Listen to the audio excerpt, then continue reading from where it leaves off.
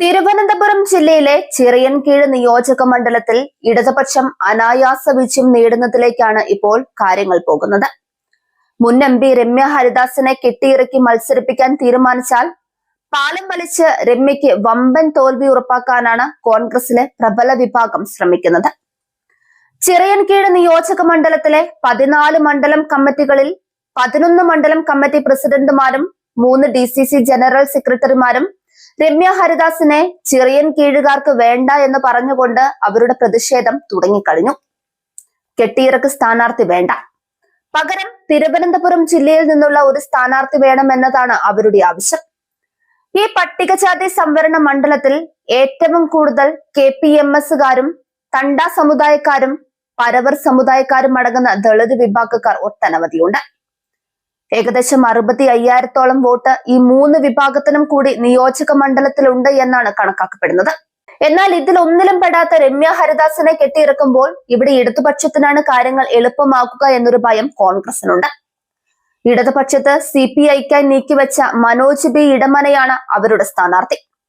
ഈ സാഹചര്യത്തിൽ മണ്ഡലം പിടിക്കണമെങ്കിൽ മണ്ഡലത്തിന്റെ മുക്കും മൂലയും അറിയുന്ന ശക്തനായ സ്ഥാനാർത്ഥി വേണമെന്നാണ് പ്രാദേശിക കോൺഗ്രസ് നേതൃത്വം ആവശ്യപ്പെടുന്നത്.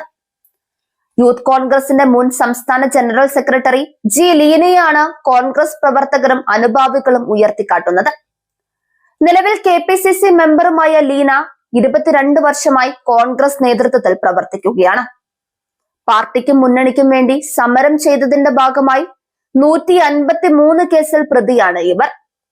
തിരുവനന്തപുരത്തെയും എറണാകുളത്തെയും തൃശൂരിലെയും കോടതികളിൽ നിലവിൽ നിരവധി കേസുകൾ ഈ വനിതാ നേതാവിനെതിരെയുണ്ട്. മാത്രമല്ല, സെക്രട്ടേറിയറ്റിന്റെ മുന്നിൽ സമരം ചെയ്തതിനെ തുടർന്ന് പോലീസ് മർദ്ദനവും ഇവർ ഏറ്റുവാങ്ങിയിട്ടുണ്ട്. മുഖ്യമന്ത്രി പിണറായി വിജയന്റെ ഓഫീസിനകത്ത് കയറി സമരം ചെയ്തതിന്റെ പേരിൽ ഉൾപ്പെടെ 2 പ്രാവശ്യമാണ് ലീനയ്ക്ക് ജയിലിൽ കിടക്കേണ്ടി വന്നത്. ഇക്കാര്യങ്ങളെല്ലാം വൈകാരികമായാണ് കോൺഗ്രസ് പ്രവർത്തകർ നേതൃത്വത്തെ ഓർമ്മിപ്പിക്കുന്നത്. പോലീസ് മർദ്ദനത്തിൽ പരിക്കേറ്റ് 1 വർഷക്കാലം കിടപ്പിലായ അവസ്ഥയും ലീനയ്ക്കുണ്ടായിരുന്നു. ഇങ്ങനെ ത്യാഗം സഹിച്ച ലീനയെ പോലെ ഒരാളിനെ മാറ്റി നിർത്തിക്കൊണ്ട് മലബാറിൽ നിന്നും രമ്യ ഹരിദാസിനെ ഇറക്കുന്നത് എന്തിനാണ് എന്നാണ് കോൺഗ്രസ് പ്രവർത്തകർ ചോദിക്കുന്നത്. രമ്യയ്ക്ക് മത്സരിക്കാൻ ചേലക്കരയും തരൂരും ബാലുശ്ശേരിയും കോങ്ങോടും ഉൾപ്പെടെ നിരവധി പട്ടികജാതി സീറ്റുകൾ നിലവിലുണ്ട് എന്നിരിക്കെ അവിടെ ഒന്നും പരിഗണിക്കാതെ ചിറയൻകീഴിലേക്ക് കെട്ടിയിറക്കിയാൽ സംസ്ഥാനത്തെ ഏറ്റവും വലിയ ഭൂരിപക്ഷത്തിന് ഇടതുപക്ഷം വിജയിക്കാൻ പോകുന്നത് ചിറയൻകീഴിൽ നിന്നായിരിക്കുമെന്നാണ് പ്രാദേശിക നേതൃത്വം നൽകുന്ന മുന്നറിയിപ്പ്. രമ്യ വേണ്ടെന്ന കോൺഗ്രസ് പ്രാദേശിക ഘടകത്തിന്റെ പ്രതിഷേധത്തിന് പിന്നാലെ KPCC പ്രസിഡന്റ് സണ്ണി ജോസഫിന്റെയും രമ്യ ഹരിദാസിന്റെയും കോലം പ്രവർത്തകർ കത്തിക്കുകയും ചെയ്തു. കഠിനംകുളം പഞ്ചായത്ത് ഓഫീസിന്റെ പരിസരത്തായിരുന്നു പ്രതിഷേധം. രമ്യയെ ചിറയൻകീഴിൽ മത്സരിപ്പിക്കാനുള്ള നീക്കത്തിനെതിരെ നേരത്തെയും പ്രതിഷേധം ഉയർന്നതാണ്.